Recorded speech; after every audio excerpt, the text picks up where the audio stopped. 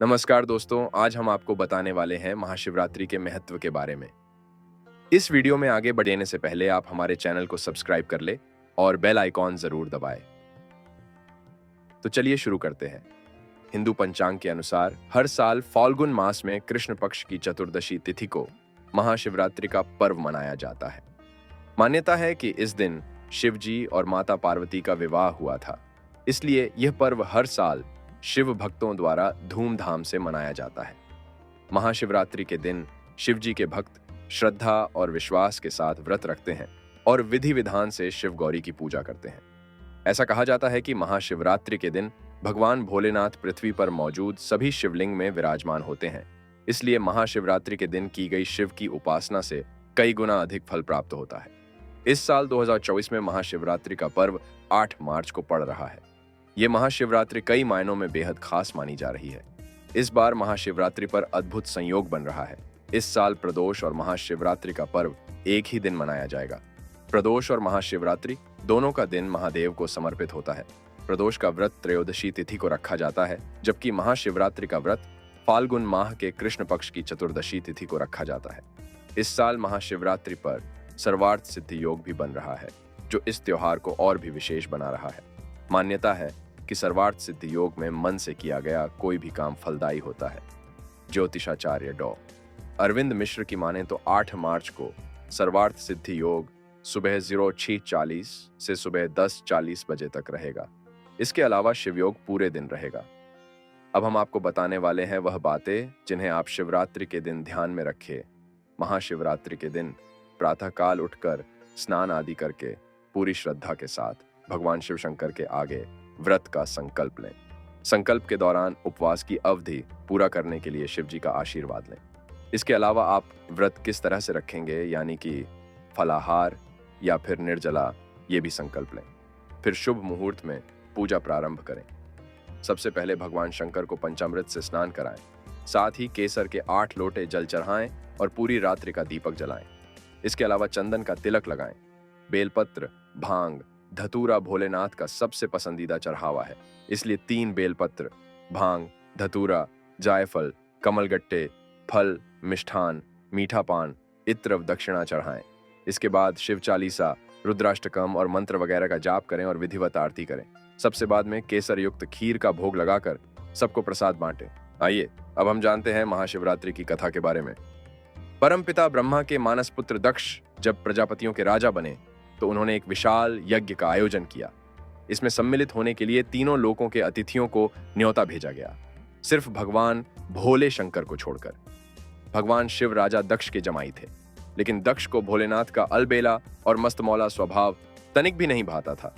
जब शिव की अर्धांगिनी और दक्ष की पुत्री सती को पता चला कि उनके पिता ने यज्ञ का आयोजन किया है, तो उन्होंने भी उसमें सम्मिलित होने की इच्छा जताई। लेकिन भोलेनाथ बिना आमंत्रण के यज्ञ में जाने को तैयार नहीं हुए, इसलिए सती को वहां अकेले ही जाना पड़ा। वह जैसे ही सभागृह में पहुंची, उन्हें शिव निंदा सुनाई दी। सती को देखकर भी उनके पिता नहीं रुके, वह शिव की बुराई करते रहे। सती ने अपने पिता को समझाने का प्रयास किया, लेकिन राजा दक्ष ने उनकी एक न सुनी। सती अपना और अपने पति का अपमान सह नहीं पाई और वह यज्ञ स्थल पर बने अग्निकुंड में कूद गईं। सती के अग्निकुंड में कूदने का दुखद समाचार लेकर नंदी कैलाश पर्वत पहुंचे। भगवान शिव सती को बचाने के लिए यज्ञ स्थल पर गए, लेकिन तब तक सब खत्म हो चुका था। कैलाशपति ने क्रोधित होकर सती का शरीर उठा लिया और तांडव करने लगे। जिस दिन शिव ने तांडव किया था वह फाल्गुन महीने के कृष्ण पक्ष की चतुर्दशी 14वीं तिथि थी। महापुराण के अनुसार वही खास तिथि महाशिवरात्रि हुई। शिवरात्रि का अर्थ शिव की रात। शास्त्र के अनुसार हर सोमवार का दिन शिव की पूजा के लिए उपयुक्त है।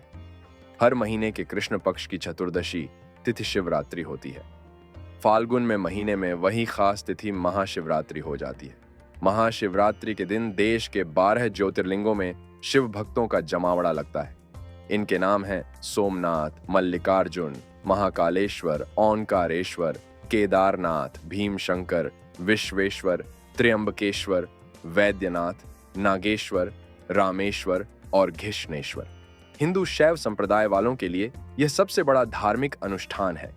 दुनिया के सभी शिवालयों में इस दिन अंधकार और अज्ञानता को दूर करने का संकल्प लिया जाता है। दिन भर उपवास रखकर शिवलिंग को दूध, दही, घी, शहद और गंगा जल से स्नान कराया जाता है। शिव पुराण के अनुसार इसी रात शिव और पार्वती का विवाह हुआ था। इसका मतलब हुआ शिव और शक्ति या फिर पुरुष और आदि शक्ति यानी प्रकृति का मिलन। एक और मान्यता है कि इसी दिन ब्रह्मांड की रचना हुई थी। सती के शोक में भगवान शिव गहन समाधि में चले गए, ध्यान मग्न हो गए। उनके ध्यान को कोई तोड़ ही नहीं पाता। भगवान विष्णु और ब्रह्मा भी सारे जतन करके हार गए। सृष्टि का संचालन भी बाधित होने लगा। देवतागण की समझ में नहीं आ रहा था कि भगवान शिव का ध्यान तोड़ने के लिए क्या जाए। दूसरी तरफ हिमालय की बेटी के रूप में सती का पुनर्जन्म होता है। उनका नाम रखा गया पार्वती। पार्वती शिव को पाने के लिए कठिन तपस्या करती है।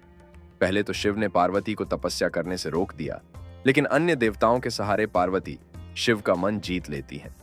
फिर एक विशाल समारोह में शिव पार्वती का विवाह हुआ। उस दिन भी फाल्गुन महीने के कृष्ण पक्ष की चतुर्दशी तिथि थी।